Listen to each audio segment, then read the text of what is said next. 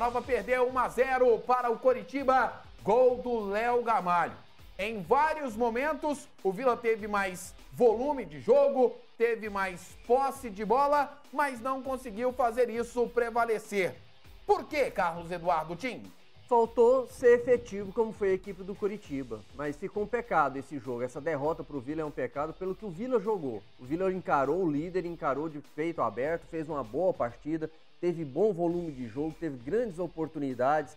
No segundo tempo, o Donato acertou a trave, teve aquela linda jogada do Pedro Júnior, que o Wilson fez uma defesa espetacular, já tinha defendido o chute do Arthur Rezende também, do Alisson. Então, assim, o Vila, mesmo perdendo, deu mostras que realmente melhorou na competição. O trabalho do Igor Magalhães é bom, o time hoje perdeu por um erro de saída de bola ali, que realmente tem que ser corrigido, não pode ter esse tipo de erro. E as duas chances que o Coritiba teve no jogo. O erro no primeiro tempo na saída de bola do Rafael Donato, onde o Léo Gamalho fez o gol, e no segundo tempo um erro também que deu o contra-ataque, e teve a chance do Vagninho ali, que ele deu o carrinho e acabou o Alisson ajudando no sistema defensivo e tirando. Fora isso, o Vila foi bem melhor do que o Coritiba, teve melhores oportunidades, só que o que vale é bola na rede. E aí houve a efetividade dessa equipe do Coritiba, que não é líder à toa, foi realmente, aproveitou as poucas oportunidades de chance que teve e venceu a partida e hoje é mais líder do que nunca. Mas o Vila ficou um saldo positivo mesmo com a derrota, que o time tem condições sim de buscar o objetivo final, que é a permanência na Série B. Foi a 10ª derrota do Vila Nova no Campeonato Brasileiro da Série B, 1-0 para o Coritiba. Ao longo do jogo nós falamos, Evandro Gomes, você destacava as estatísticas, os dados de que o Vila tinha ali um aproveitamento melhor. Mas por que a equipe colorada não conseguiu converter isso em um resultado positivo, não conseguiu pontuar em Curitiba? Evandro. Principalmente pela trave esquerda do goleiro, que salvou um cabeceio do Rafael Donato, pela defesa espetacular do goleiro Wilson, numa jogadaça do Pedro Júnior, e foram esses dois detalhes que fizeram com que o Coritiba não saísse derrotado hoje de campo. Porque eu vou confirmar aqui os números da partida, a estatística, mostram Vila Nova com 55% de aproveitamento, de posse de bola, 55%, 45% evidente para o Coritiba, finalizações, 16 do time do Vila, 6 do Coritiba. Finalizações no gol, 4 do Vila, 3 do Coritiba. Finalizações para fora, 9 do Vila Nova, 3 do Coritiba. Chutes travados, 3 do Vila, nenhum do Coritiba. Escanteios, 6 para o Vila, 2 para o Coritiba. Faltas, aí o Vila cometeu mais, 19 contra 13. Cartões amarelos, 2 para o Coritiba, 1 para o time do Vila. Grandes oportunidades, grandes chances. 1 para o Coritiba, 2 para o Vila. Grandes chances perdidas, 2 para o Vila, 1 para o Coritiba. Finalizações na trave, 1 do Vila Nova, nenhuma do Coritiba. Finalizações de dentro da área, 6 do Coritiba, 6 do Vila, 2 do Coritiba. Finalizações de fora da área, 10 do Vila, 4 do Coritiba. Defesas do goleiro, 4 do Wilson, 1 do Jorge Emi. Então, são esses os detalhes mais importantes, não é? De uma partida em que o Vila Nova perdeu, sendo superior em praticamente todos os itens de uma estatística muito bem feita sobre Vila Nova 0, Coritiba 1, jogo no Couto Pereira, Rafael. Andro Gomes, o mais sensato dos comentaristas, trazendo os detalhes, o scout sobre o que foi essa derrota do Vila por 1-0. E ao longo ali do segundo tempo, o Pedro Júnior, ele entrou, ele que há um bom tempo efetivamente não era aproveitado. E como foi o rendimento dele em Carlos Eduardo Tim?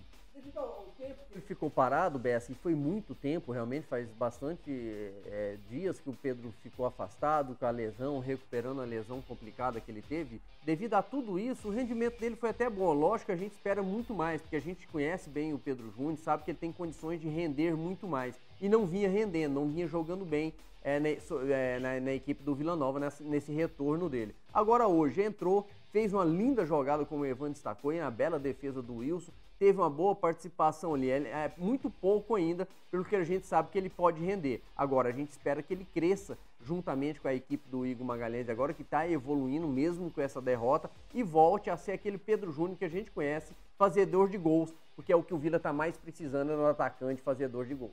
Pedro Júnior, e esse retorno dele ao time do Vila Nova, Evandro?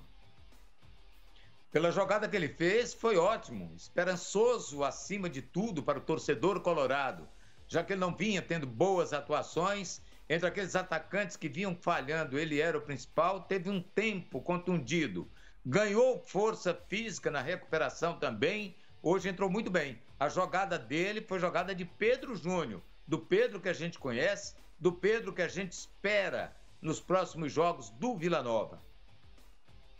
Quero saber de você, Carlos Eduardo Tim, também do Evandro Gomes, o quanto essa derrota ela pode impactar naquela recuperação que o Vila esboçava. Antes do jogo nós falávamos, dos últimos 9 pontos disputados, foram 7 conquistados. O quanto isso pode interferir nesse processo de recuperação e, consequentemente, da luta pela fuga do rebaixamento? Tim. Bessa, esse é o tipo do resultado que a gente tem que levar em conta o seguinte: o Vila enfrentou o líder, então um resultado muito normal, perder para o Curitiba fora de casa, normal realmente, é um time que está liderando a competição. Eu não vejo o impacto dessa derrota, porque o Vila não perdeu jogando mal, o Vila não perdeu sendo goleado, pelo contrário, mesmo com a derrota, o Vila fez uma boa partida, então mostra que a equipe do Igor Magalhães vem crescendo na competição. É óbvio que tinha condições de trazer pelo menos um empate lá de Curitiba, pelo que jogou, até merecia trazer pelo menos um ponto lá de Curitiba,